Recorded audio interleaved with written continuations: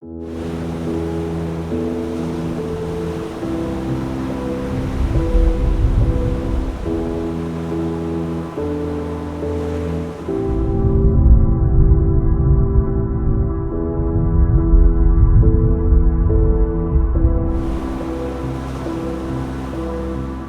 al borde de la mayor era de exploración y descubrimiento de todos los tiempos.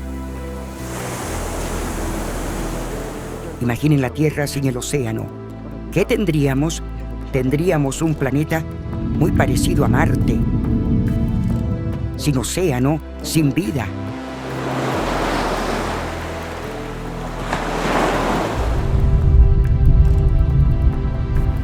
Siempre lo hemos utilizado para deshacernos de los residuos y cada vez vemos más cómo eso vuelve contra nosotros, ya sea en forma de microplásticos, metales pesados o toxinas. Los científicos se quedaron asombrados al descubrir que partículas de micro y nanoplásticos se encuentran en la fosa de las Marianas. Sí. Y en la cima del monte Everest. Y en el Ártico. Fue un descubrimiento sensacional.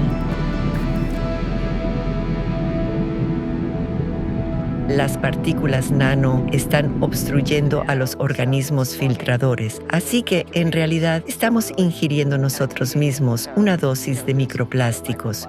Y sin darnos cuenta de ello, protejan la naturaleza, especialmente el océano, como si su vida dependiera de ello, porque así es.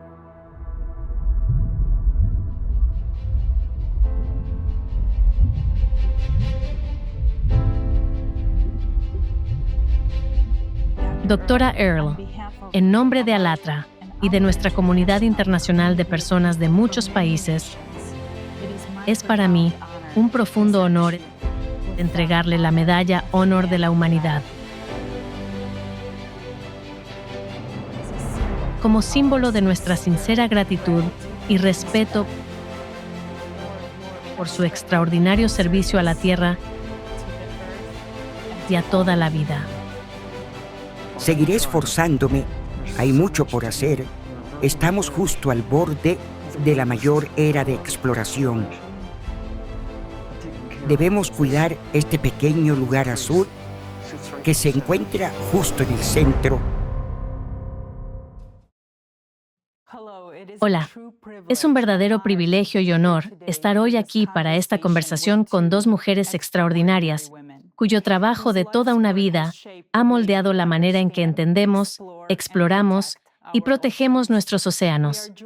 Nos acompaña una pionera cuyo nombre es conocido en todo el mundo, la doctora Sylvia Earle, legendaria oceanógrafa, exploradora residente de la Sociedad Geográfica Nacional y una de las voces más influyentes en la ciencia marina y la conservación de la historia.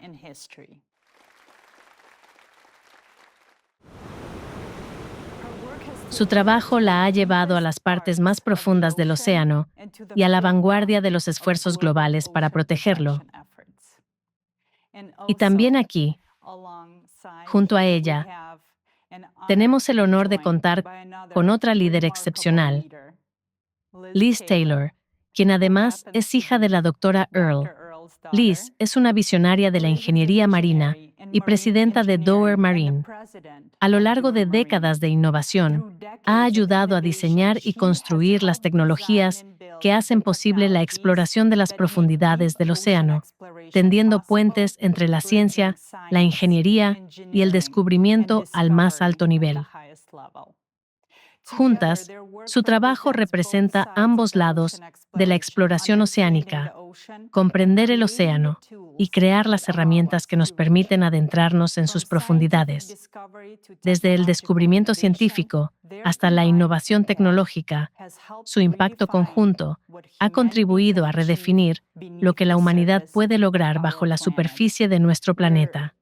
Nos sentimos muy honrados de estar hoy aquí. Muchísimas gracias por dedicar su tiempo y por invitarnos.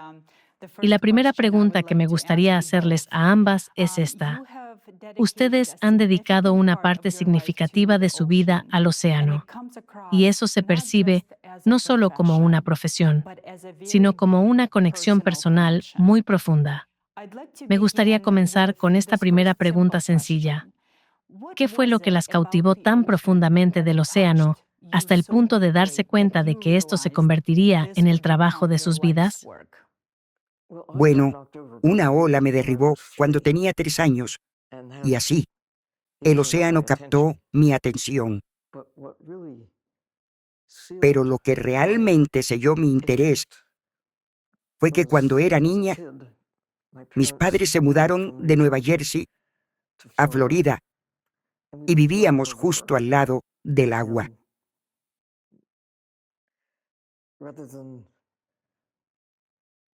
Y en lugar de hacer lo que muchos niños hacen con los deportes o cualquier otra cosa, tuve el placer de familiarizarme con el Golfo de México.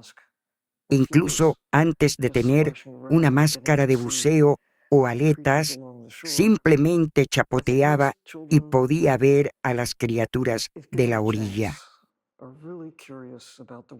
Creo que la mayoría de los niños, si se les da la oportunidad, sienten mucha curiosidad por el mundo que los rodea, por la naturaleza de otras formas de vida, de todas las formas de vida, ya sean gatos, perros, mascotas comunes o animales salvajes, aves, peces, pequeñas ardillas inquietas, lo que sea.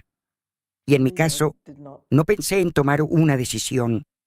Simplemente quedé enganchada al océano, porque allí había criaturas que no veía en la tierra, y llegué a conocerlas simplemente observando, porque estaban allí para que yo las viera, y todo se fue desarrollando desde entonces.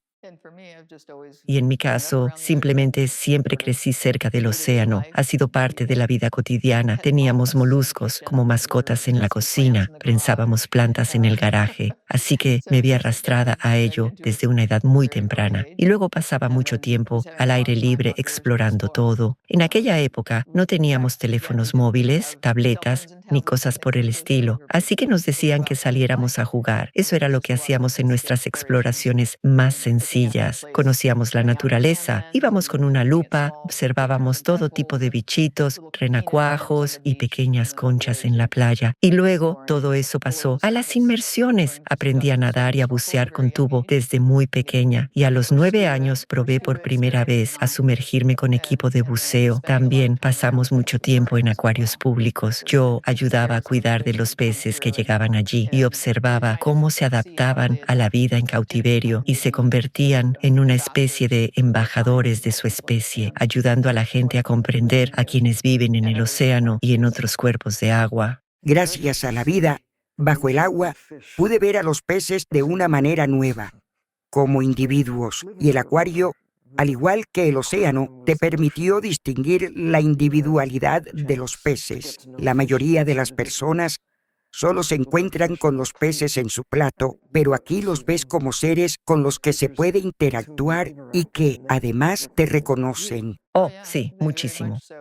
Y me reconocían como individuo frente a otras personas, especialmente algunos de los más grandes, los meros y algunos otros peces que la gente suele considerar simplemente como proteína.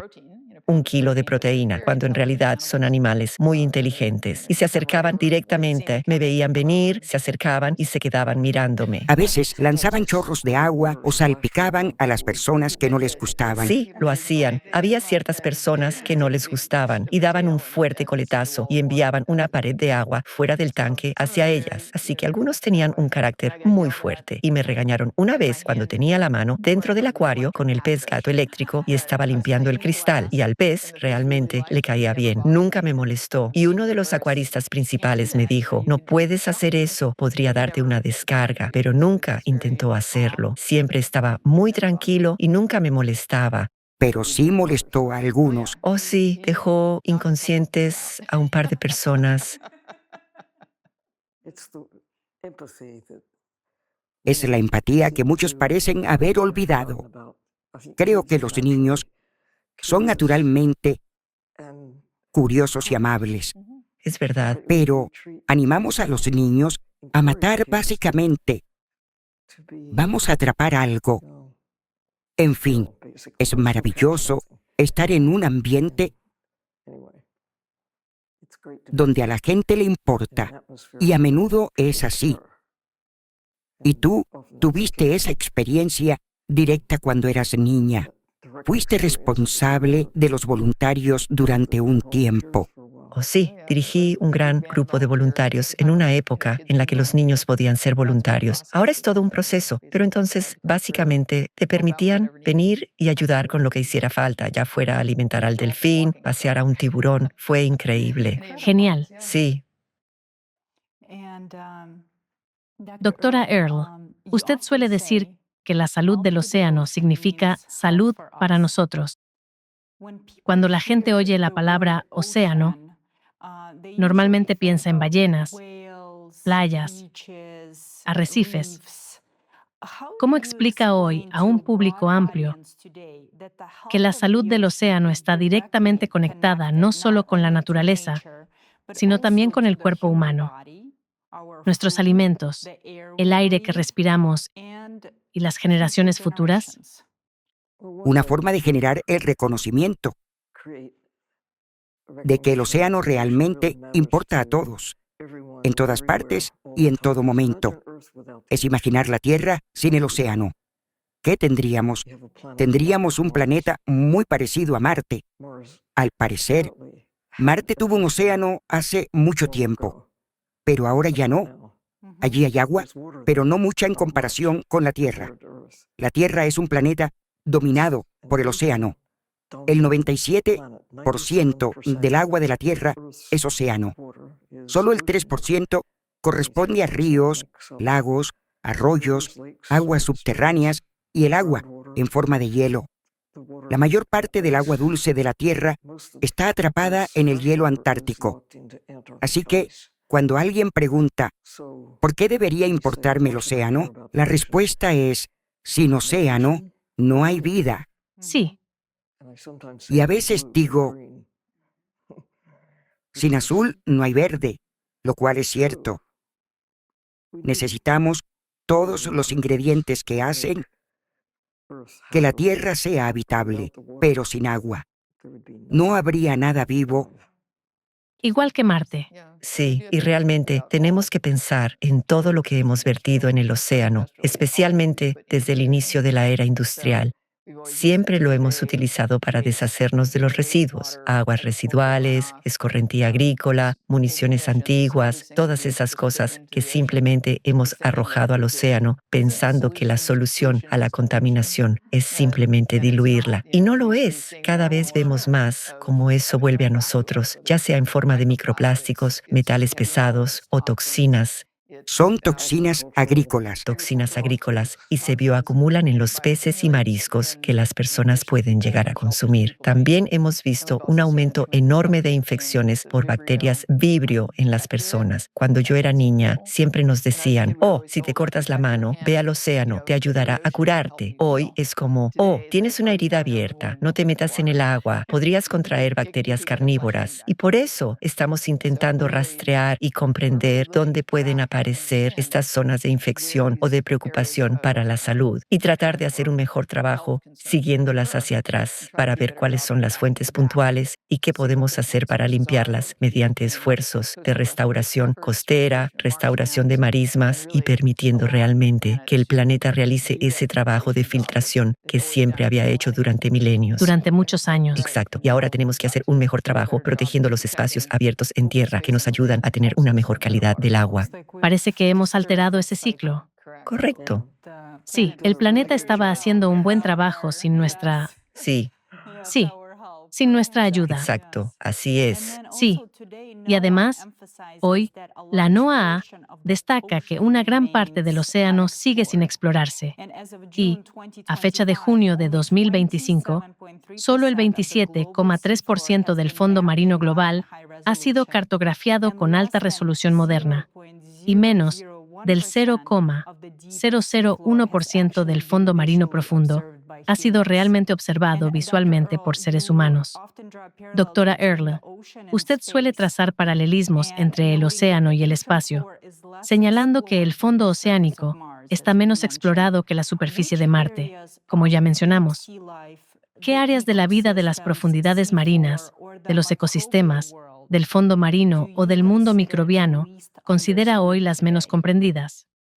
No puedo decir que pueda darle una respuesta directa, pero una de las cosas que considero más importantes, quizá lo más importante de todo lo que hemos aprendido sobre el océano, es la magnitud de lo que no sabemos.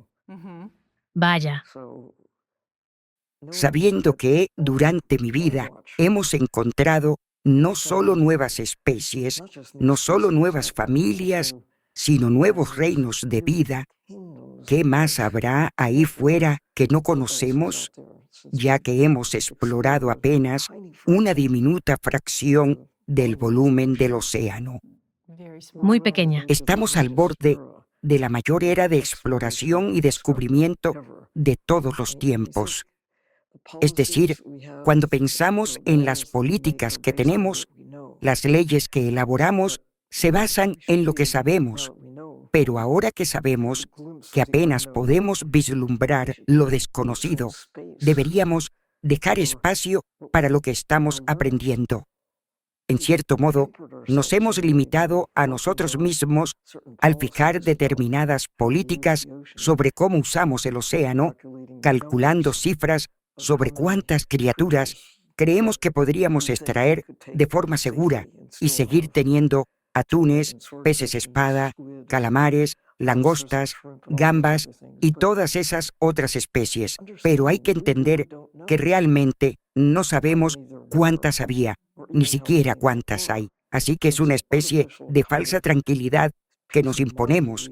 Pero si uno entiende que realmente no lo sabemos, deberíamos ser cautelosos, deberíamos ser mucho menos codiciosos. Ya hemos extraído del océano alrededor de la mitad del volumen de vida que había en él para usos humanos, en parte para comer peces y otras criaturas. Pero también se trata de no conocer las consecuencias de nuestras acciones. La pérdida de tantas criaturas en el proceso de capturar los peces que buscamos con palangres. No hay ningún cartel ahí fuera que diga: solo los peces espada deben morder el anzuelo. Se captura toda una variedad de criaturas que mueren y simplemente se tiran. Esa es una de las formas en que hemos extraído vida del océano. Otra es cuando se arrastra una red por el fondo marino. Solo se conserva una fracción de lo que se captura. El resto se arroja de nuevo por la borda, muerto, y así sucesivamente. Todo lo que queda atrapado en la red. Imaginen arrastrar una red por un bosque y que lo que quieren son los pájaros cantores, pero destruyen el bosque y solo se quedan con los pájaros cantores. Así es como tratamos lo que extraemos del océano. Las redes grandes capturan muchísimas cosas y solo una pequeña parte llega realmente al mercado. El resto simplemente se destruye. No haríamos eso en tierra porque se podría ver. La gente se indignaría. Pero en el océano, Soy una de esas personas indignadas por las técnicas de pesca que se han desarrollado en tiempos recientes. Las tecnologías nos permiten hacer lo que era imposible antes del siglo XX y más aún ahora en el siglo XXI. Y todo este proceso se traduce en una destrucción colosal de la vida en el mar. Mucho de esto ha ocurrido porque, como usted dice, la ingeniería y la tecnología han avanzado de forma muy agresiva para ayudarnos a extraer más peces del océano, pero también por la aparición de la contenedorización, la refrigeración y la congelación en alta mar. En el pasado, no se podía alejarse más que unas pocas millas de la costa, capturar un pez y luego esperar poder comerlo de forma segura al final del día, porque se echaba a perder. Ahora puedes capturar peces en Alaska o krill en la Antártida y enviarlos a decenas de miles de kilómetros a cualquier lugar. Así que toda esa industrialización de la pesca ha creado un enfoque muy injusto e irracional de la extracción del océano. Y una desconexión entre qué o a quién estás comiendo de dónde viene y el impacto que tiene. Es decir, hay lugares, países insulares, no todos se han comportado de la misma manera respecto a su fuente de alimento del mar, pero han logrado mantener una relación en la que comprenden que no pueden extraer demasiado, porque entonces desaparecerá. Sí, Han desarrollado internamente algunas culturas que cuentan con áreas protegidas para las especies que capturan. Simplemente se ha convertido en parte de su naturaleza. Si quieres tenerlas a largo plazo, no las captures todas de una vez. Mantén su seguridad, porque eso también significa seguridad para ti. Pero ahora mismo, con 8.000 millones de personas capturando animales salvajes, ya sean aves, ardillas o peces de muchas especies, tenemos que pensar de otra manera, porque necesitamos alimentarnos de otra manera. sí. Extraer vida silvestre del océano para alimentar a 8.000 millones de personas simplemente no es realista, ¿verdad? Para nada. También tenemos que pensar en el impacto que estamos teniendo sobre el sistema natural de soporte vital, sobre los sistemas vivos. Con la agricultura hemos transformado aproximadamente la mitad de la superficie terrestre para cultivar plantas que consumimos directamente o plantas que consumen los animales que luego comemos. Y esto ha ocurrido en gran medida en los siglos XX y XXI. La eliminación masiva de la naturaleza salvaje, convirtiéndola en tierras agrícolas y en otros usos humanos, nos ha llevado ahora a una verdadera elección. ¿En qué mundo queremos vivir? ¿Deberíamos convertir toda la naturaleza en campos de cultivo, ciudades, carreteras y todo lo demás? Bueno, siendo realistas, eso no es posible, porque los sistemas que nos mantienen vivos, los lugares naturales vivos que consideramos áreas silvestres, son nuestro sistema de soporte vital, y en su mayor parte es el océano. Representa el 97% de la biosfera. Pero hasta ahora solo podíamos acceder a él y extraer sus recursos en determinadas cantidades. Como ha dicho Liz, recientemente han aparecido tecnologías que nos permiten llegar de forma segura, mucho más lejos que hace 100 o 200 años. Ahora podemos localizar, capturar, congelar y transportar las capturas de un extremo del planeta al otro. Antes era algo imposible de imaginar. La comercialización de la vida silvestre oceánica, como marisco y pescado, ha aumentado desde mediados del siglo XX hasta ahora, hasta alcanzar un nivel de extracción que pone en riesgo no solo a los peces y otras criaturas que consumimos del mar, sino también a nosotros mismos, porque estamos destruyendo los propios sistemas que mantienen la naturaleza de la Tierra como un planeta habitable. Somos realmente buenos extrayendo, matando y transformando los sistemas que nos mantienen vivos. Los astronautas son lo suficientemente inteligentes como para no jugar con su sistema de soporte vital. Yo lo aprendí muy rápido usando submarinos, y como Liz sabe, hay que cuidar el sistema de soporte vital. Sí, necesitas redundancia y realmente tenemos que prestar atención. Sí, cuando estás bajo el agua, estás allí como invitado. Es parte de nuestro hogar, la tierra, pero no estamos adaptados naturalmente para vivir bajo la superficie. Tenemos que depender de la tecnología, igual que los astronautas, para ir a gran altura en el cielo.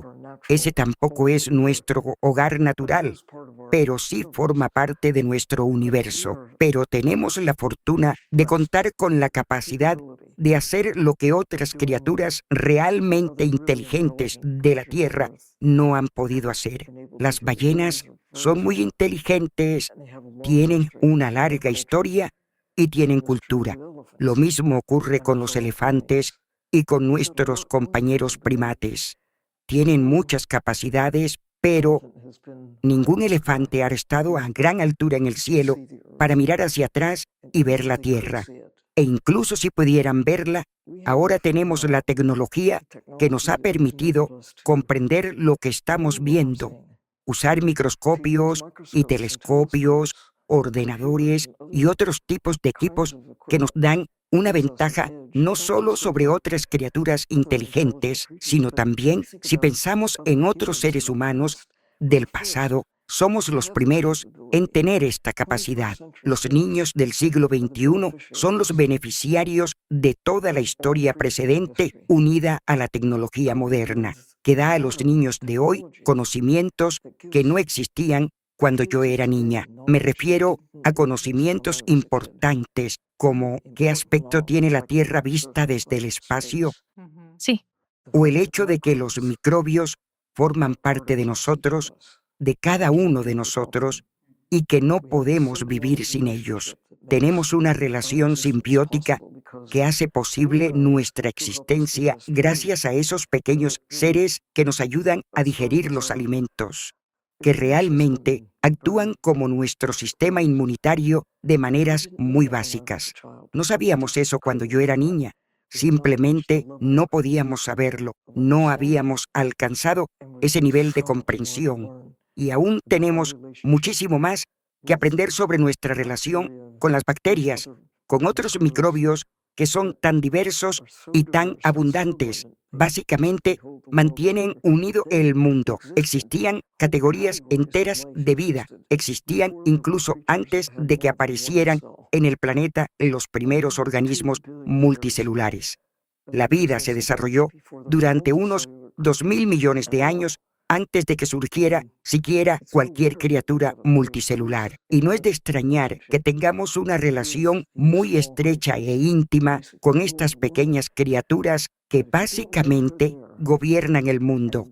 Pero si no sabes que están ahí y no aprecias sus funciones, sus relaciones, hemos desarrollado numerosos antibióticos que a veces lo matan todo. No solo aquello que queremos destruir. Aquí es importante el equilibrio. Por supuesto, debemos seguir usando antibióticos, pero a medida que aprendemos más, podemos ser más específicos respecto a cuáles queremos atacar. Así que seguimos aprendiendo muchísimo y beneficiándonos de lo que aprendemos. Y creo que nuestra mayor esperanza para el futuro son los niños. Lo importante es que utilicen todos esos conocimientos que, por cierto, no siempre se obtienen en las escuelas. que los utilicen para algo positivo, ¿verdad? Exacto. Sabe, hay que reconocer la fragilidad no solo del planeta, sino también de los seres humanos. Al fin y al cabo, somos criaturas muy frágiles y hace falta mucha suerte y equilibrio para mantenernos justo en ese punto óptimo, la más mínima alteración, y ya está. Es un ciclo muy, muy frágil. Así que espero que, con todo el conocimiento que ahora está disponible, la gente lo use para el bien y tome mejores decisiones, haga mejores elecciones, y que utilice el análisis predictivo no solo para prever los beneficios del próximo trimestre, sino para pensar con 7 generaciones de antelación. O al menos con el próximo cuarto de siglo. Sí, pero adoptar esa visión de 7 generaciones, cómo las acciones que tomamos hoy afectarán la capacidad del planeta para sostener a los seres humanos en el futuro, junto con otra biodiversidad. ¿Qué cambiaría usted para ayudarnos a comprender mejor el fondo oceánico? ¿Qué se podría hacer? Creo que lo principal es usar esa cosa que llevas sobre los hombros. Que todos tenemos. Tener esa curiosidad que está ahí, porque está allí, en cada ser humano, quizá en todos los mamíferos jóvenes, tal vez, quiero decir, quizá incluso las crías de arañas sean curiosas, no lo sé. Pero, sin duda, los seres humanos tienen esa capacidad. Simplemente sigan aprendiendo, ¿de acuerdo? Pero si hablamos de acciones concretas, la prioridad número 1, creo, para todos nosotros en todas partes, no importa quién seas, qué sepas o qué hagas, es proteger los sistemas naturales que nos rodean. Aprovechen cualquier oportunidad.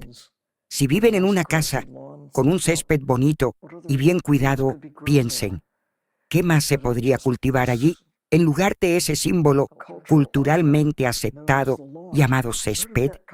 ¿De dónde salió siquiera esta moda de los céspedes? Bueno, yo sí sé de dónde. De Europa, de la cría de ovejas. Era un signo de riqueza.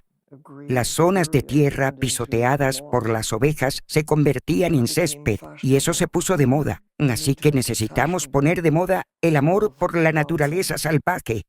Me encanta observar la tendencia actual cuando la gente devuelve intencionadamente a sus jardines un aspecto primigenio y silvestre, o cuando escuelas, iglesias e incluso parques empresariales corporativos se implican en este tipo de proyectos.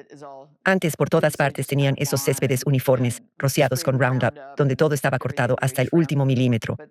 Y ahora llegan y piensan, ¿cómo podemos atraer aquí a las orugas? ¿Y a los colibríes? ¿Qué podemos hacer para recrear un entorno vivo? Protegen esos espacios. Y así, cada persona, paso a paso, aportando su pequeñísima contribución, puede cambiar la situación de manera impresionante. Incluso, en medio de una gran ciudad se pueden crear estos islotes verdes, que aportarán un beneficio enorme. Eso sería genial. O incluso simplemente plantar algo comestible. Claro, sí. Damos por sentado que vamos a buscar comida a los supermercados o a los mercados, lugares donde todo ya está reunido en un mismo sitio. Pero si los niños no ven crecer las cosas, ¿cómo van a saber dónde vive una zanahoria ¿De dónde viene? Sí, absolutamente. o de dónde vienen los huevos? Sí. Si nunca has visto una gallina y nunca has visto cómo pone un huevo. Sí. Pero es maravilloso ver que hay una especie de renacimiento del huerto familiar o de los huertos comunitarios. Huertos comunitarios. Creo que están volviendo, poco a poco. Así que es poco a poco. Pero cada uno de esos pasos es tan fundamental. Y cuando llevas a un niño afuera y puede recoger una fresa o puede recoger un huevo caliente de la gallina, entonces su curiosidad simplemente explota y se llena de alegría. Y empiezas a apreciar de dónde viene la comida. Quiero decir, me resulta sorprendente, incluso impactante, que la gente llame a los peces simplemente peces, como si fueran algo homogéneo, aunque existen al menos 33,000 especies diferentes de peces. Hay un tipo de ave al que llamamos pollo. Hay otro tipo de ave al que llamamos pavo.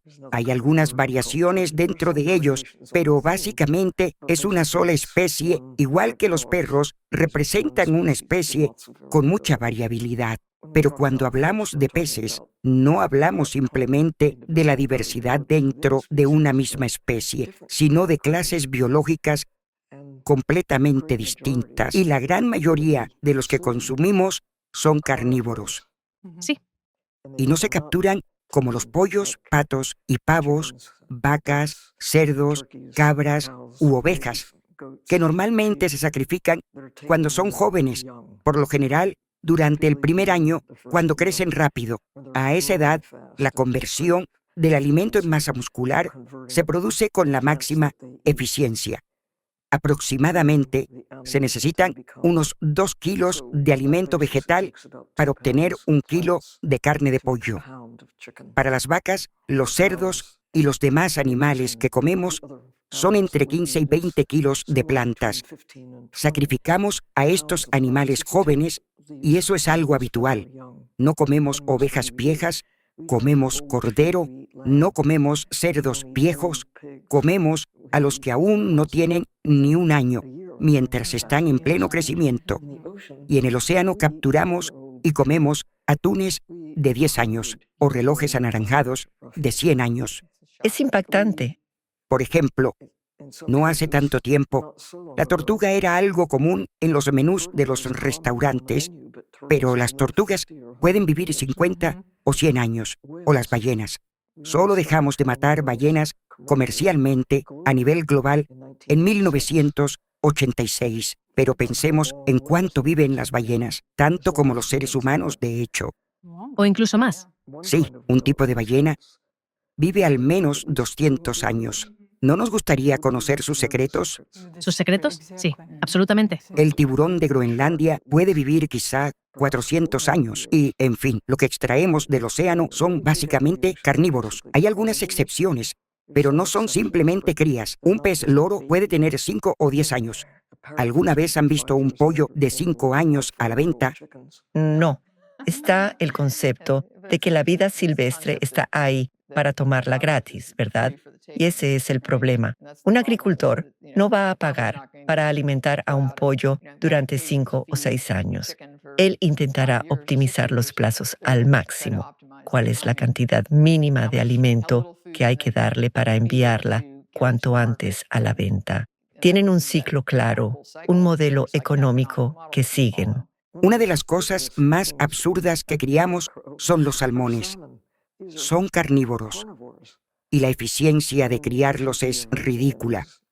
Para que lo comprendan, extraemos una gran cantidad de peces silvestres para alimentar a los animales cultivados y no se obtienen en un año, aunque se intenta mucho ser más eficientes. Pero se ha vuelto casi tan común como el pollo en los menús de los restaurantes de todo el mundo. Puede que la gente común no lo coma todos los días, pero lo han equiparado al menú estándar. En todas partes es lo mismo. Puedes elegir ternera, cordero, pollo o salmón. De todos los pescados, es el que más se sirve. Sí. Está en todas partes. Y es algo nuevo. Nadie podía encontrar salmón en los mercados en los años 40, 50 o 60. No fue hasta los años 70 cuando el cultivo de salmón realmente empezó a despegar y ahora se cría en países de todo el planeta, incluso donde no pensarías que se pudiera criar. Encontramos formas ingeniosas de ajustar el entorno para adaptarlo al salmón, como criar salmón en el sur de Florida. ¿En serio? Y hay un mercado para ello, porque nos han hecho creer que esto es algo bueno, pero estamos extrayendo vida silvestre del océano. Liz, has mencionado la renaturalización de la Tierra. Sí. Pero nosotros estamos desnaturalizando el océano. Estamos extrayendo vida silvestre a una escala gigantesca y alterando los sistemas que nos mantienen vivos. Nuestro sistema de soporte vital, los sistemas que generan oxígeno, capturan carbono y mantienen esta diversidad de vida en el mar, que es mucho mayor que la diversidad de vida en tierra. Cuando entiendes que es un ámbito tridimensional y que aproximadamente la mitad de las categorías de vida conocidas existen únicamente en el océano. En ninguna otra parte de la Tierra, pero todas las criaturas que tienen representación en tierra tienen al menos alguna representación en el mar. Y los hongos. Incluso los insectos tienen representación en el mar. Así que somos terrestres, tenemos un sesgo, pero eso está cambiando a medida que conocemos el océano. Es verdad. Y debemos cuidarlo. Es nuestra mayor esperanza para un futuro largo y duradero para nosotros mismos. Esa probablemente sea nuestra misión. En las últimas décadas, los científicos han hablado cada vez más de la pérdida global de biodiversidad e incluso de señales de una sexta extinción masiva. Mientras estos procesos se estudian activamente en ecosistemas terrestres y costeros, como hemos mencionado, las zonas profundas del océano siguen estando mucho menos exploradas. Ustedes ya han respondido parcialmente a esto, pero ¿están observando una pérdida de vida en las profundidades del océano? Y, si es así, ¿cuáles creen que son las principales causas? Nosotros, los seres humanos, somos los impulsores del cambio. Los cambios climáticos tienen un impacto en todo, en todas partes. Si realmente quieres cambiar un sistema, cambia la temperatura y la química. Estamos haciendo ambas cosas. El océano se está volviendo más ácido debido al dióxido de carbono que hemos liberado al quemar combustibles fósiles. El océano ha absorbido gran parte de ese exceso de dióxido de carbono que hemos generado, pero más allá de cierto punto, se convierte en ácido carbónico y eso es lo que está impulsando la acidificación del océano en todas partes, de arriba a abajo, Está cambiando su composición. más nuestra capacidad de extraer recursos usando una tecnología que no existía hasta mediados del siglo XX. Nos hemos vuelto cada vez mejores a la hora de encontrar, capturar y comercializar vida silvestre oceánica, en particular de aguas profundas, especies como el reloj anaranjado o la lubina chilena. Y creo que lo más alarmante es que estamos viendo un esfuerzo realmente grande por aumentar la extracción de peces y otros animales silvestres de la zona mesopelágica, porque esos animales viven a gran profundidad en el mar, pero por la noche ascienden hacia la superficie. Tienen esta enorme migración, la mayor migración animal del planeta, que ocurre cada noche cuando suben.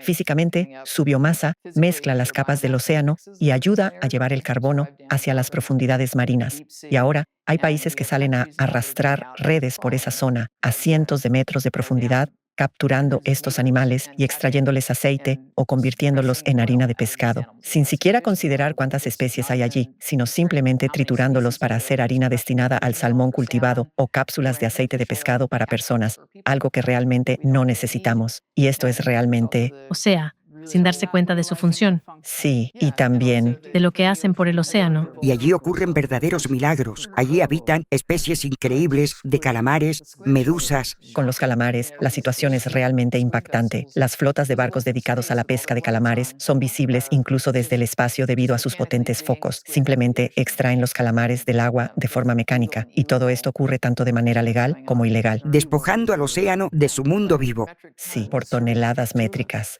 Y en serio, cuando vas a una tienda y ves latas de atún o atún congelado o incluso atún fresco, no te das cuenta de que eres parte del problema si eliges eso como algo que deseas consumir, pero no lo sabes porque está ahí. Piensas que alguien habrá determinado que está bien, de lo contrario, no estaría en el estante, ¿verdad? Claro, Pero ese es el poder del marketing. Exacto. Nos engañamos a nosotros mismos y luego los recursos simplemente se agotan. Pero todavía no todo está perdido. Aún hay una oportunidad si tomamos conciencia de lo rápido que estamos consumiendo el océano. Existen evidencias que, espero, ayudarán a convencer a los estados del mundo de cumplir el acuerdo actual, proteger al menos el 30% de alta mar de las industrias extractivas. Ahora mismo, bajo esta protección, se encuentra una fracción diminuta del 1%, una fracción muy, muy pequeña. Exacto. Y está el nuevo tratado sobre la biodiversidad marina que ha entrado en vigor. Sí, justo el año pasado. Para ayudar a proteger alta mar. ¿Fue el año pasado o a principios de este año? Cuando realmente se habilitó. Pero ahora la pregunta es, ¿cómo garantizar que se cumpla? ¿Cómo nos ponemos primero de acuerdo para hacerlo? probablemente sea la pregunta más importante de todos los tiempos. Sí, Y es un problema enorme, especialmente para los pequeños estados insulares. Ellos tienen enormes zonas económicas exclusivas. ¿Y cómo pueden controlar esa protección? ¿Cómo se protegen de países, digamos, rebeldes, que entran y arrastran redes en plena noche o simplemente extraen cosas y se marchan? Hay mucho de ese tipo de robo. En realidad, lo que ocurre es tráfico de vida silvestre, pero está legitimado. legal y a veces ilegal, no declarado y no reglamentado, pero subvencionado. Estamos hablando de miles de millones de dólares que se ponen a disposición de quienes salen a encontrar, capturar y comercializar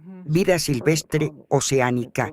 Y eso es parte del problema, pero también puede ser parte de la solución. Y ha habido un esfuerzo para intentar recuperar esos miles de millones e invertirlos en dar a las industrias implicadas un aterrizaje suave para que averigüen qué más hacer. ¿Qué más hacer? Lo mismo se aplica a las industrias del petróleo y el gas. Hay una forma de no destruir estas empresas, sino de transformarlas para que tengan impactos positivos en lugar de negativos.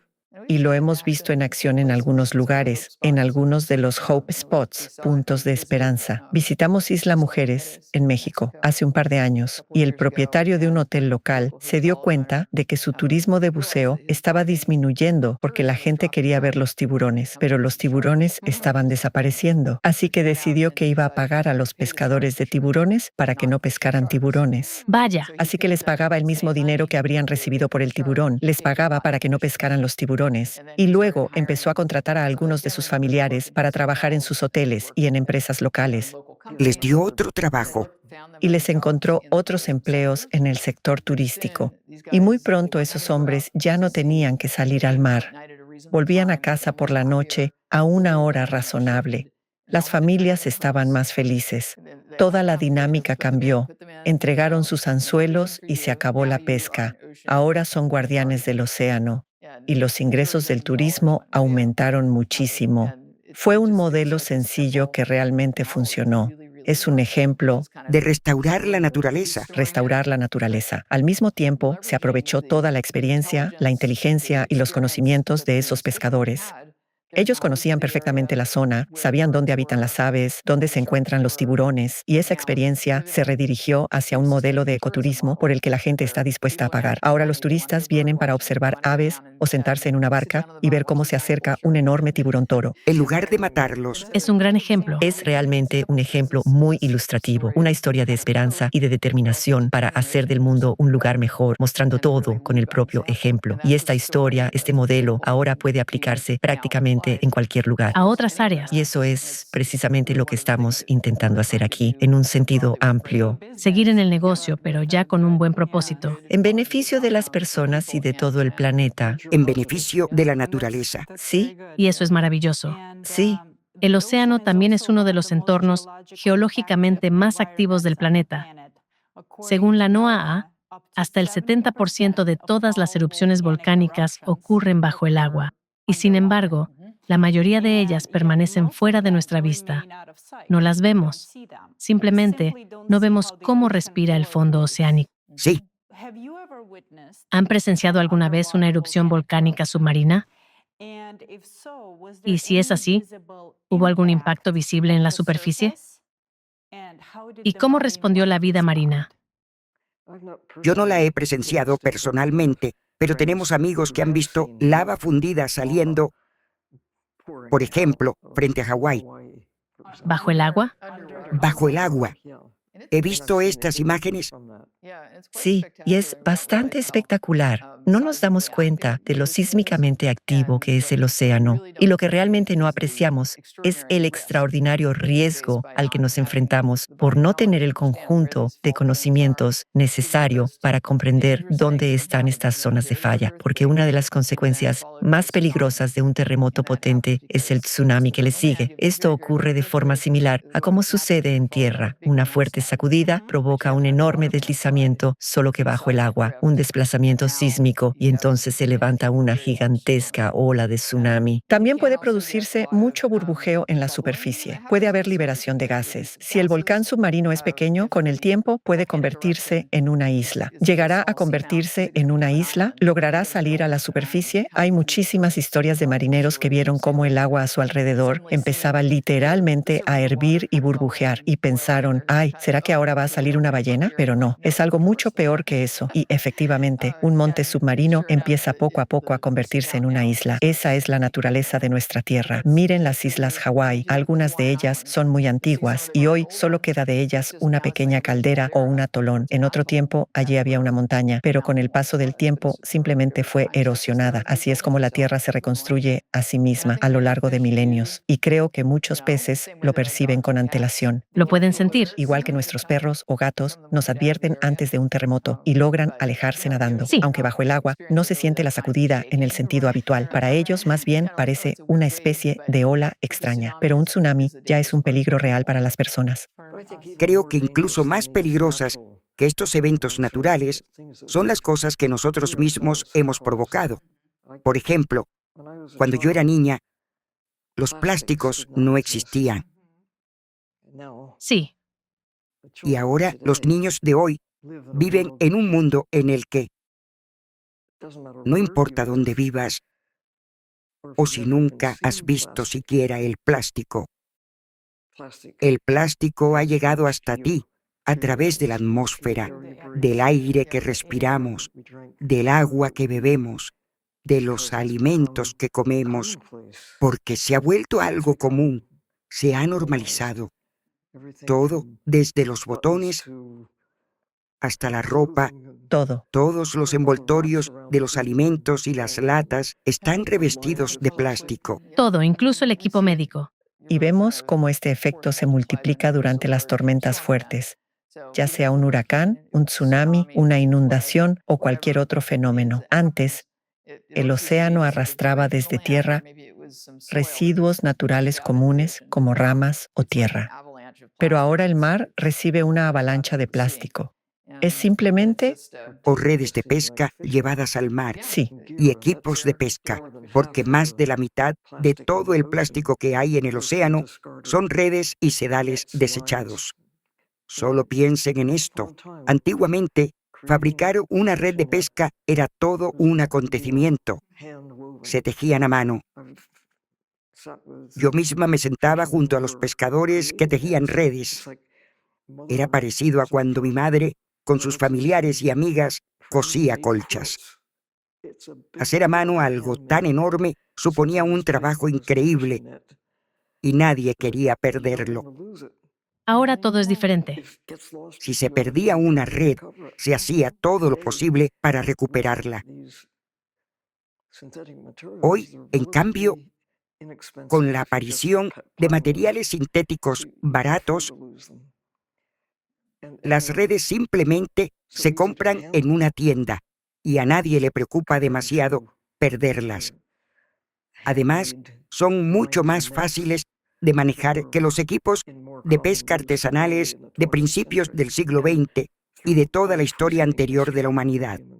además, son increíblemente duraderas. Algunos materiales sintéticos pueden tardar cientos de años en descomponerse. Oh, sí, absolutamente. Simplemente flotan en el agua y se convierten en las llamadas redes fantasma. Los peces caen accidentalmente en ellas, las ballenas se enredan, mueren y se hunden hasta el fondo. Pero, en cuanto los cuerpos se descomponen, esa red vuelve a subir a la superficie y continúa su ciclo mortal. O puede engancharse en un arrecife de coral. Debido a su increíble resistencia, una red así literalmente corta los corales como una sierra, destruyendo el arrecife. O le corta la cola a una ballena. ¿Recuerdan a la famosa ballena sin cola? Un trozo de hilo de pesca se enrolló alrededor de su cola y con el tiempo simplemente se la cortó. Nunca desaparece. El plástico no se biodegrada, simplemente se fragmenta en partículas cada vez más pequeñas y microscópicas que ahora están presentes constantemente en nuestra atmósfera. Los científicos quedaron asombrados al descubrir micro y nanoplásticos en el fondo de la fosa de las Marianas. Sí. Y en la cima del Everest fue un descubrimiento sensacional.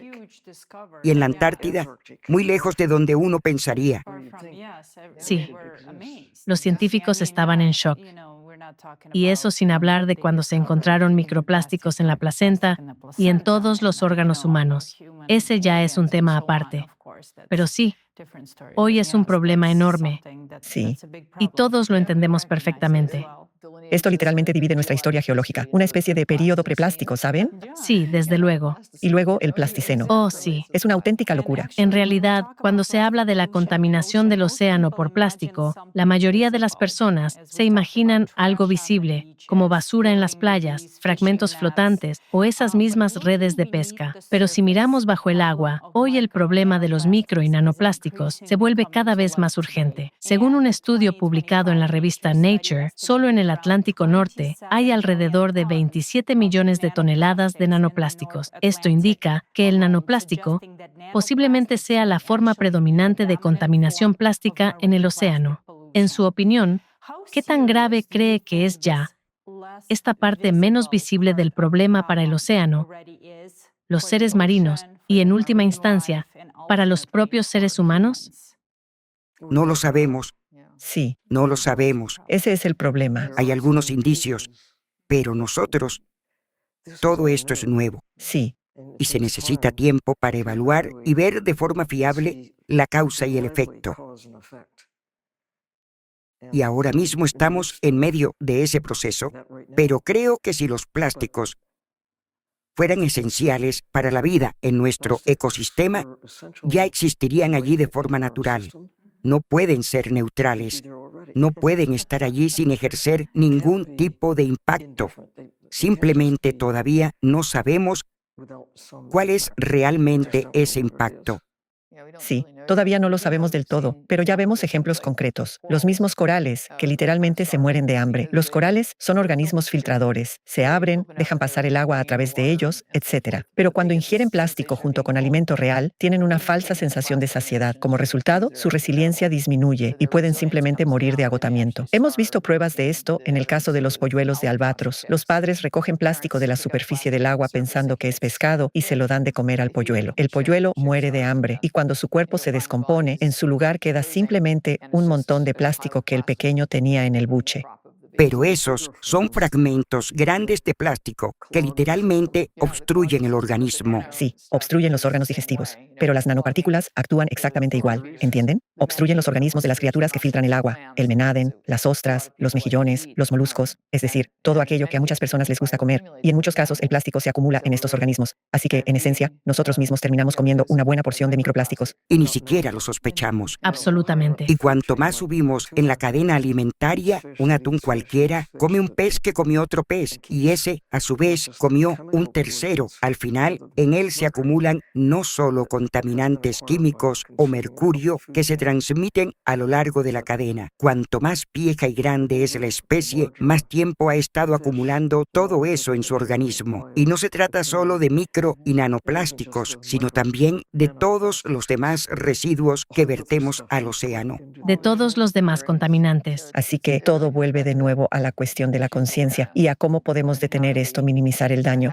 Por supuesto, la mejor solución es cortar por completo el flujo de plástico que llega al océano y en general al medio ambiente, es decir, hacer que... Dejar de comer pescado. Bueno, sí. Porque no es una necesidad vital. Pero también hay que pensar en cómo reducir al mínimo el uso del plástico en nuestra vida. Elegir aquello que pueda reciclarse, exigir cambios. Sin duda, en algunos ámbitos el plástico es indispensable. Por ejemplo, en la medicina o cuando se trata de plásticos muy resistentes como recipientes alimentarios que una familia puede usar durante décadas. Pero este plástico desechable y barato, ya es hora de acabar con él. Ya hay demasiado a nuestro alrededor. Desde luego. Y los equipos de pesca con los que se capturan los habitantes del océano ni siquiera deberían fabricarse, teniendo en cuenta el enorme daño que causan a la vida marina, mutilan y matan animales.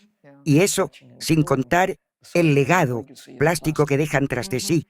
Ahora se escuchan llamados para utilizar la tecnología, por ejemplo, colocar sensores de seguimiento en cada red de pesca, en cada contenedor de carga, en todo aquello que se pierde en el mar, para incentivar a la gente a recuperar su equipo perdido. Porque, ¿qué ocurre ahora? Si se pierde una red enorme, los pescadores simplemente le dicen a la compañía de seguros, he perdido una red, emítanme un cheque. Pero si la compañía de seguros dijera, señores pescadores, ahora ustedes son personalmente responsables, o recuperan esa red, o les pasaremos la factura por el daño ambiental que causará a la naturaleza, enseguida tendrían un incentivo para ir a sacarla. O, desde el principio, serían más cuidadosos para no perderla. Devolver al remitente. Sí, porque esas tecnologías ya existen. Todas esas pequeñas etiquetas de seguimiento y dispositivos similares. Podemos rastrear un iPhone perdido. Entonces, ¿por qué no rastrear una red de pesca? Hay maneras de hacerlo. Pero en el camino hacia la implementación de estas soluciones todavía hay muchísimas barreras. Implementación de soluciones y conciencia. Resulta que, aunque mañana la humanidad redujera radicalmente el flujo de plástico nuevo hacia el océano, la principal dificultad seguiría existiendo. Una enorme cantidad de micro y nanoplásticos ya circula en el agua, el aire y las cadenas alimentarias. Ya están ahí. En su opinión, ¿qué importancia tienen las investigaciones actuales dirigidas a comprender qué se puede hacer con esta colosal masa de micro y nanoplásticos que ya está presente en los ecosistemas? De nuevo, es un gran factor desconocido. Pero en el océano, las almejas, las ostras y otros organismos filtradores, nos guste o no, están limpiando algunos de estos pequeños elementos y las acumulan en su interior. Es terrible haber causado problemas tanto para ellos como para nosotros mismos. No hay una respuesta fácil. Lo primero es detener el flujo. Como mínimo, saquemos la mayor cantidad posible de plástico del océano mientras aún es grande, antes de que se reduzca a micro y nanoplásticos. Al menos, en esto podemos actuar de forma preventiva. Correcto. Creo que incluso hoy sacamos del océano solo el 0,01% del plástico y vertemos más de Innumerable. 10 millones de toneladas de plástico. Así que la cantidad que sacamos no es comparable con... No es en absoluto comparable con lo que vertemos allí. Y tenemos que abordar seriamente los sistemas de tratamiento de aguas residuales, porque vemos muchos nanoplásticos que acaban siendo arrastrados al océano a través del desvío de aguas residuales al mar. Por ejemplo, hay una gran tubería de descarga de aguas residuales. Una enorme cantidad de microplásticos llega allí simplemente al lavar nuestra ropa, desde la ducha y otras fuentes domésticas, donde los microplásticos se desprenden y son arrastrados por el agua, pero la filtración en las plantas... Las partículas son muy diminutas. No puede detenerlos en el origen. Sí, No se ha estudiado. simplemente no se puede capturarlos. Todavía no han desarrollado una forma eficaz de hacerlo. Liz, su trabajo se sitúa en una intersección única entre la ingeniería, la accesibilidad de las tecnologías y la defensa del océano.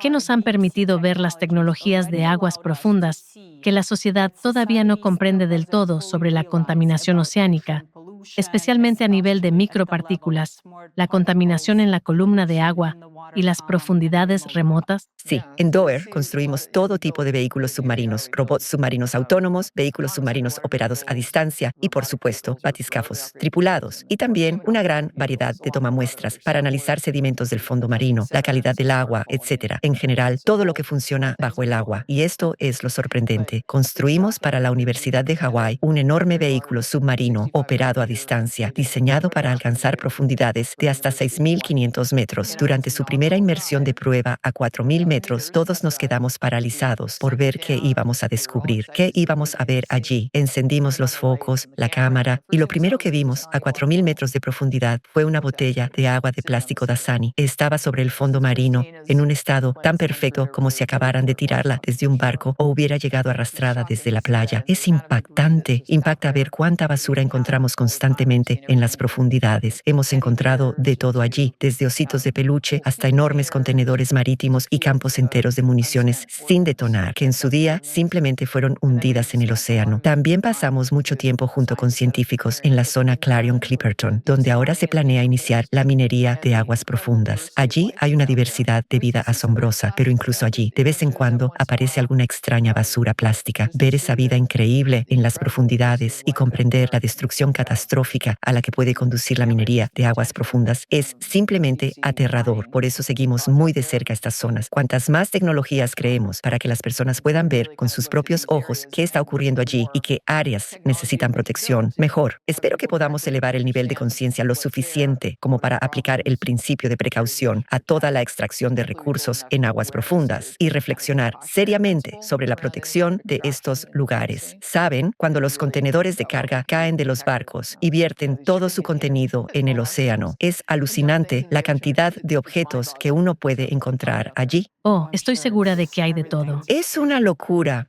En su entrevista con Divers Alert Network, usted habló sobre el acaparamiento de datos y dijo que no tenemos tiempo. En la investigación sobre nanoplásticos, uno de los principales problemas es la fragmentación de los métodos y la incompatibilidad de los datos.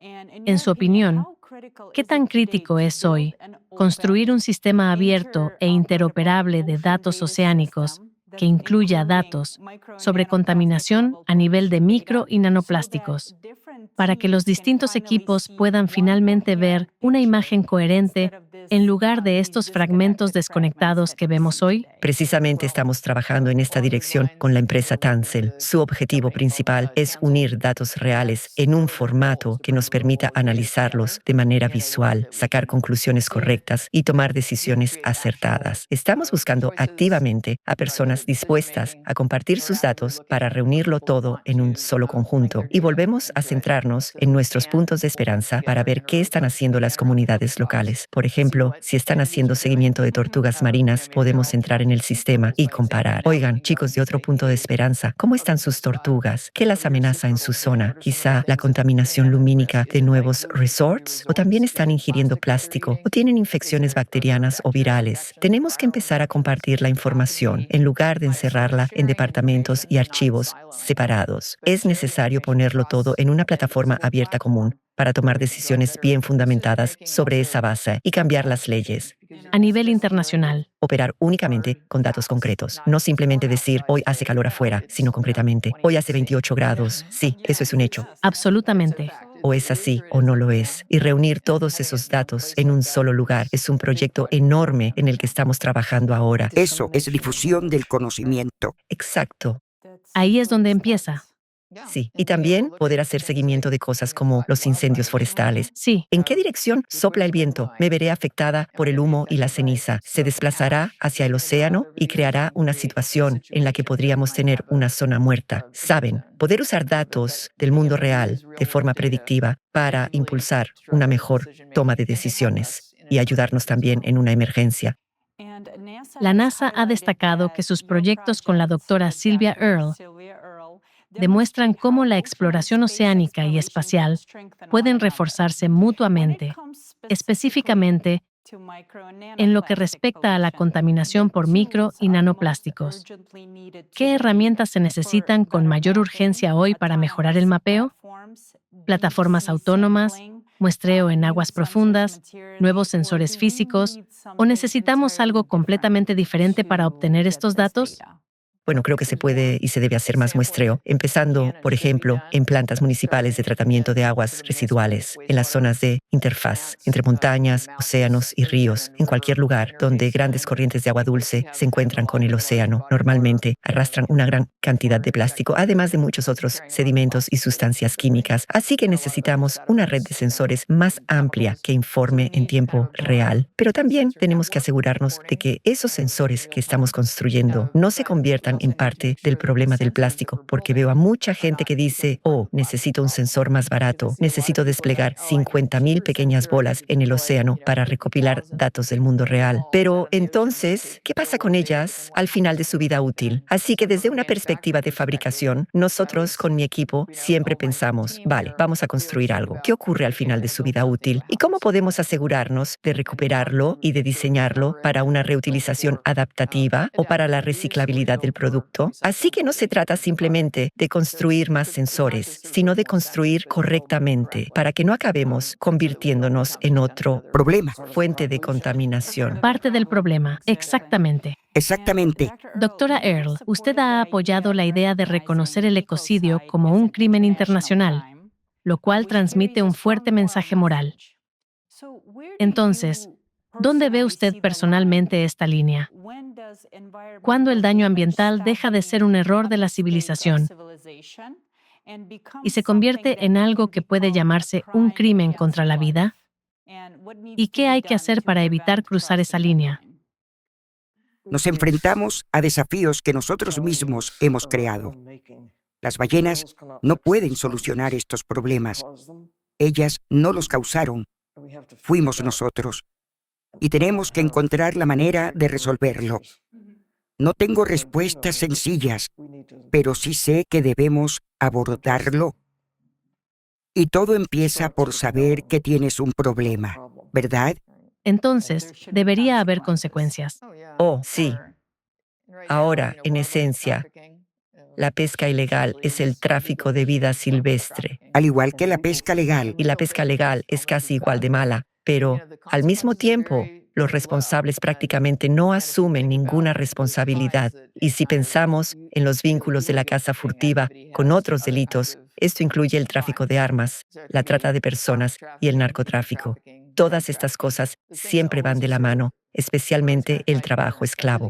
Hemos colaborado mucho con Ian Urbina en su proyecto El océano fuera de la ley. Él documentó con absoluta claridad casos en los que personas eran literalmente secuestradas en pequeñas aldeas de estados insulares. Les prometían trabajo como niñeras o jardineros, pero cuando llegaban, las encerraban durante años en barcos pesqueros sin ningún tipo de comunicación con sus seres queridos. Y si se negaban a pescar, a trabajar o no podían cumplir con lo exigido, simplemente las arrojaban por la borda. Ian tiene imágenes reales en video de personas arrojadas al agua y tiroteadas en alta mar simplemente por negarse a realizar ese trabajo esclavo. Es un problema monstruoso.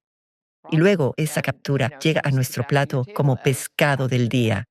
Y la gente ni siquiera se imagina las terribles consecuencias que hay detrás. ¿De dónde viene? ¿De dónde viene? Y debe haber responsabilidad y consecuencias. Tiene que haber una política muy directa y Clara, clara que establezca consecuencias para este tipo de actividades. En el contexto de la protección de la vida en el océano, ¿podrían describir el papel que desempeñan hoy sus proyectos Mission Blue y Doer Marine? bueno, Mission Blue no fue concebida como otra gran organización, sino más bien como algo que pudiera apoyar el concepto de concienciación para hacer que las personas comprendan la naturaleza del peligro en el que nos encontramos actualmente. Está creciendo, pese a mi deseo de que no se convierta en otra gran burocracia de algún tipo. Pero ahora tenemos personas en 116 países, muchos voluntarios, algunos de los cuales participan con remuneración. La idea es que puedan ser catalizadores de un cambio positivo, ser una voz para la naturaleza, identificar lugares que conocen y que les importan, y comprometerse a llevarlos desde donde estén hacia un nivel más alto de protección, idealmente una protección plena, como la que se esperaría de un parque nacional. Pero el objetivo es mejorar la situación en cualquier lugar donde se encuentren, dar un paso adelante respecto a lo que hay ahora, y está funcionando, a veces con mucho éxito, atrayendo a personas afines y trabajando juntos. Logramos conseguir la protección total de territorios que por una u otra razón son importantes. Todos los lugares importan. En nuestro planeta no hay rincones sobrantes. Así que cualquier esfuerzo de las personas, donde quiera que se realice, aporta beneficio. Y el concepto de puntos de esperanza está inspirando a otros a tomar conciencia de que pueden marcar la diferencia, incluso si sus zonas no están oficialmente marcadas en los mapas interactivos Esri Story Map con el uso de tecnologías ESIG. Existe una empresa llamada Esri que se dedica a los sistemas de información geográfica, superponiendo distintas capas de información unas sobre otras. Hemos creado este tipo de mapas para cada punto de esperanza. Esto nos proporciona puntos de apoyo en todo el mundo, una especie de estaciones de campo que ya están recopilando datos y seguirán recopilándolos para compartirlos. Y gracias a las nuevas tecnologías, ahora podemos mirar mucho más allá de los primeros 100 metros del océano, donde normalmente bucean los buceadores y se recopila la mayor parte de la información. Trabajando conjuntamente con DOER y utilizando tecnologías de vehículos submarinos, en el próximo año planeamos crear un modelo piloto en la Polinesia Francesa, un modelo que demuestre que el proyecto puede generar beneficios económicos y, al mismo tiempo, ser positivo para la naturaleza. Exacto. Es una especie de modelo plantilla que estamos desarrollando ahora en la Polinesia Francesa junto con la comunidad Tetiaroa Society en el punto de esperanza de Tetiaroa. Llevamos allí vehículos submarinos, formamos a los habitantes locales en nuevas habilidades, creamos puestos de trabajo, proporcionamos educación y la posibilidad de recopilar todos estos datos SIG y subirlos a la plataforma común Tansel para hacer seguimiento de las tendencias globales. ¿Qué está ocurriendo con las tortugas en Tetiaroa? ¿Qué pasa con ellas en el Golfo de México? ¿Qué está ocurriendo en general con los animales en todo el mundo? Unimos todos estos elementos en un modelo de acción comunitaria. Necesitamos datos, pero para obtenerlos y ofrecer a las personas esta experiencia viva y directa, necesitamos tecnologías. Y los vehículos submarinos, por supuesto, son la herramienta tecnológica más poderosa que tenemos. La más poderosa, sí. Porque Silvia ya lo hizo. Se sumergió en un batiscafo junto con el ministro de Medio Ambiente de Ecuador. Al principio él estaba un poco inquieto. Miraba a su alrededor, observando las burbujas detrás del cristal y el agua sobre su cabeza. Pero luego se le dibujó una gran sonrisa, se relajó y entonces, de la nada, apareció un mola mola y lo miró de reojo y se alegró como un niño. Gritó, «Dios mío», completamente emocionado. Pero es precisamente en esos momentos, gracias a la experiencia personal, cuando se producen cambios profundos en la conciencia. Como dice Silvia, la comprensión genera cuidado y cuanto más información y más experiencias vivas de este tipo tengamos, Absolutamente. y cuanto más podemos mostrar a la gente, más podemos elevar el nivel de pensamiento sobre cómo cuidamos el planeta en su conjunto. Me gustaría ver a Mission Blue y sin duda a Doer con más sumergibles. Me gustaría ver esto seriamente ampliado. Y cuando he mencionado la palabra burocracia, no quería dar ahora a entender que todas las organizaciones de conservación son burocracias. No lo son. Pero tienen que... Me gustaría ver que las personas que están sobre el terreno reciban los recursos Sí, necesarios para poder explorar, reunir conocimiento y compartirlo. Tenemos que cambiar la forma en que la gente piensa sobre el valor del océano. Trabajar en todas partes y a todos los niveles que podamos para despertar a la gente y hacerle ver lo afortunados que somos en el siglo XXI de poder hacer lo que ninguno de nuestros predecesores podía siquiera imaginar. Pero necesitamos que la gente entienda que esto requiere esfuerzos. Si realmente queremos acelerar el proceso, necesitamos recursos para apoyar a las personas sobre el terreno, a quienes se enfrentan día tras día a estos problemas y buscan soluciones. Y si no conseguimos poner en marcha este mecanismo en los próximos 5 años, porque esa es precisamente la velocidad que necesitamos. sí, muchísimo. Necesitamos avanzar a una velocidad muy rápida. Porque necesitamos acelerar la escala. Y movernos rápidamente. Vemos hacia dónde se dirige este mundo. Tenemos que revertir la situación, cambiar de raíz nuestro comportamiento, nuestra comprensión y nuestras leyes absurdas, que a veces fomentan la destrucción, porque en nuestra economía la naturaleza tiene costo cero. Es bastante comprensible cómo hemos llegado a esto consumiendo la naturaleza como si fuera eterna. Pero tenemos que detenernos y decir, miren los hechos. Literalmente, estamos devorando nuestro mundo. Los hechos. Tenemos que aprender a comprender la naturaleza. Un pez vivo en el océano debe valorarse más que uno muerto en el plato. Una ballena viva, un árbol milenario o incluso centenario. La naturaleza ha invertido tanto esfuerzo en ellos. Hay valores sobre los que ya es hora de reflexionar. Sí, quizá, después de pensarlo mucho, convertir un árbol en tablas resulte ser la decisión correcta en alguna situación, pero tal vez valga la pena dar un paso atrás y pensar, aquí estamos, por nuestra causa, la naturaleza está decayendo. ¿Qué podemos hacer, tanto en tierra como en el mar? ¿Cómo podemos transmitir a las personas los problemas y sus soluciones? ¿Cómo podemos inspirar a la gente a salir de su caparazón, a dejar de lado pensamientos como, de todos modos, no podemos cambiar nada, así que simplemente disfrutemos de la vida? Así es una actitud terrible. Por desgracia, así es. Yo puedo hacer algo.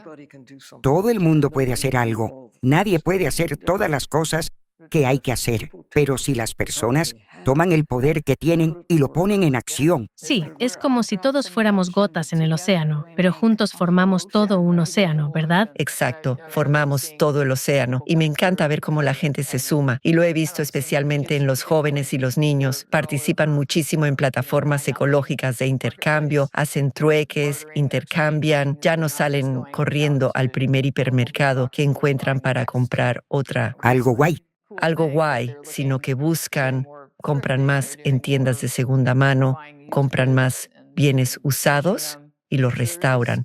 Es decir, la actitud está cambiando. La gente entiende que no hace falta correr a una tienda de muebles, o no, sino que puedes ir y encontrar alguna pieza vintage y comprar algo que tenga cierto significado o cierta historia. Reutilizar. Y reutilizar, adaptar, usar menos, comprar de forma más consciente. Y si compras algo, elegir cosas realmente de calidad y duraderas. En el Centro Global de Investigación ALLATRA, una cuestión importante para nosotros es cómo garantizar que el conocimiento científico no permanezca confinado dentro de los círculos profesionales. Nuestro objetivo es conectar la investigación, la comunicación pública y el diálogo político a través de informes, documentales y debates con expertos. Desde su perspectiva, ¿qué ayuda a que la ciencia llegue realmente a la sociedad y a los responsables políticos para que el conocimiento no sea solo información, sino acción? históricamente, al menos durante mi vida, los científicos han sentido que pagan un precio si se salen de su carril y se comunican con los responsables políticos o con el público en general. Está ocurriendo un cambio de actitud. Las subvenciones que se conceden para apoyar la ciencia a veces incluyen el estímulo de no solo compartir ese conocimiento con otros científicos, sino también a prever medidas para informar al público sobre la importancia de lo que estás haciendo. Así que está cambiando, quizá debido a la conciencia general sobre la importancia de dar a conocer la ciencia climática, no solo entre colegas científicos que dirán: «Oh, qué interesante, ¿qué descubriste? Genial, vamos a tomar una cerveza», sino también para explicar las cosas a la gente en un lenguaje que puedan entender Sí, sin comprometer la verdad. Hay que encontrar formas de expresar la naturaleza de los descubrimientos sin exagerar y sin perder su importancia. Así que creo que se está avanzando en la dirección correcta. Todavía no hemos llegado. Sí, aquí es importante utilizarlo todo en conjunto. Y como dijiste en tu primera charla, TED, hay que usar todo lo que tengas a tu disposición. Libros, películas, música, cualquier medio, todo aquello en lo que seas fuerte. Lo que sea. Como ustedes. ¿Cómo trabajar con ustedes? Sí, exactamente. Ser la voz.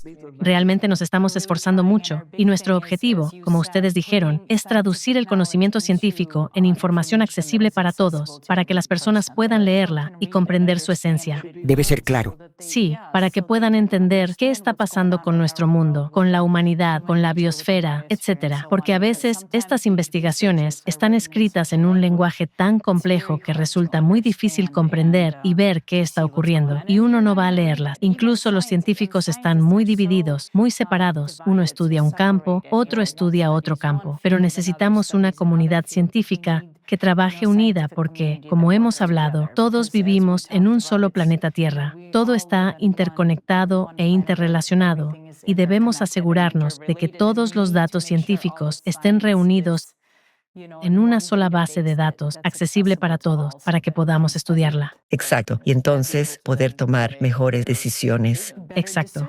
Mejores. Sí. Y no pensar solo en cómo podemos explotar esto o cómo podemos conseguir más peces por hora. Exactamente. Cómo podemos hacer realmente un trabajo más serio y responsable a la hora de cuidar nuestro sistema de soporte vital.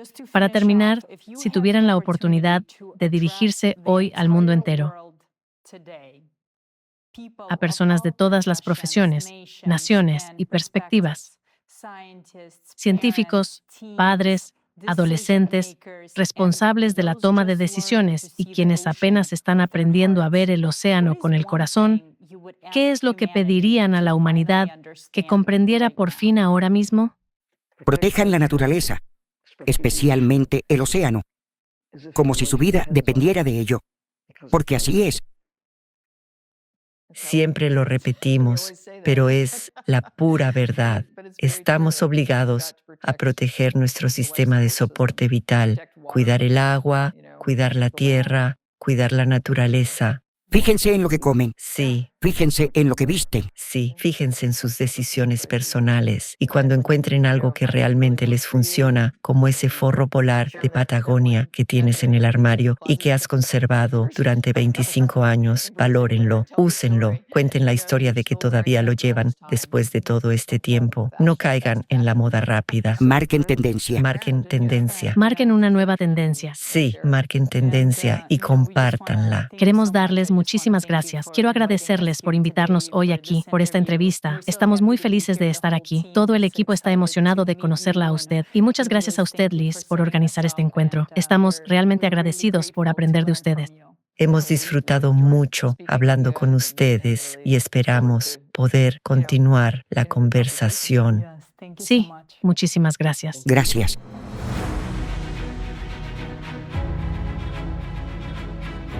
Es muy hermoso.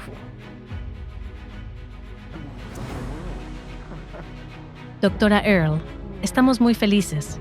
Muchísimas gracias por invitarnos hoy aquí.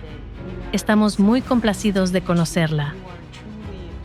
Usted es verdaderamente una mujer increíble, una persona extraordinaria que ha hecho muchísimo por este planeta. Doctora Earle, en nombre de ALLATRA y de nuestra comunidad internacional de personas de muchos países, es para mí un profundo honor entregarle la Medalla Honor de la Humanidad. Esta medalla se entrega en reconocimiento a su histórica y monumental contribución a la exploración oceánica, la ciencia marina y la protección de los mares vivos de la Tierra.